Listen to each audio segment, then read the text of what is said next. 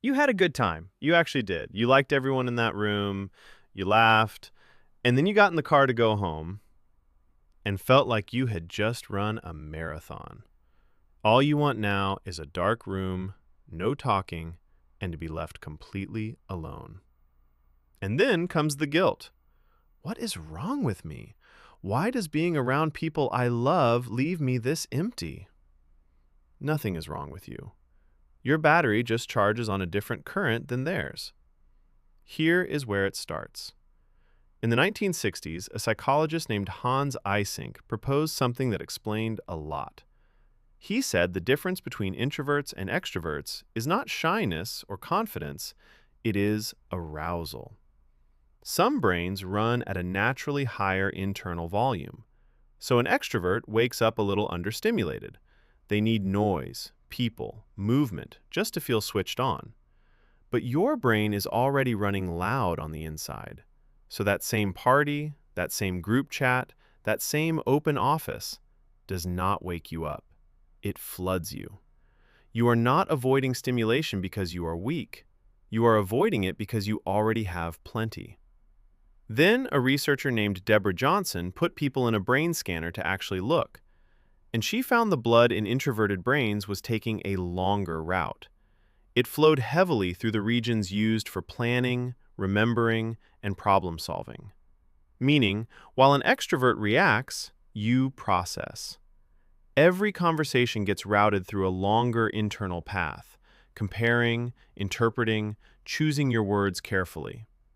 It is not that socializing is harder for you, it is that you are doing so much more of it internally at the same time without anyone seeing.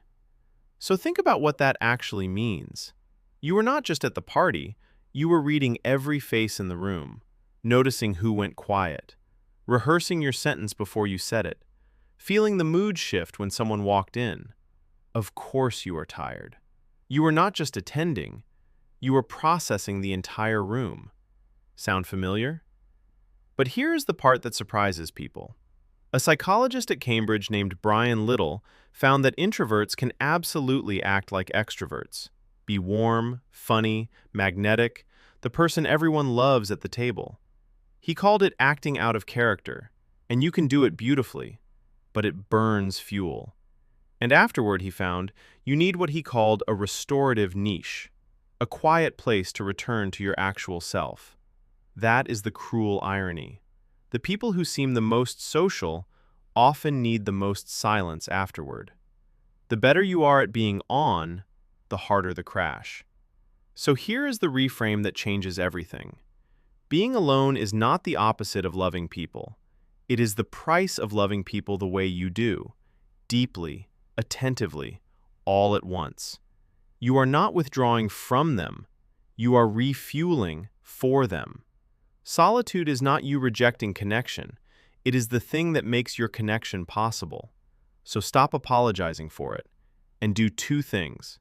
First, schedule the recharge before the event, not just after. An hour of quiet before you walk in is worth more than 3 hours of recovery later. Second, replace the apology with the truth. Not, sorry, I am antisocial. Instead, I really want to see you. I just need an hour to myself first. That one sentence tells people you are choosing them. You are just arriving with a full battery. You had a good time, and you came home empty. But now you know why. Your brain was never doing less in that room. It was doing so much more. So take the dark, quiet room without the guilt.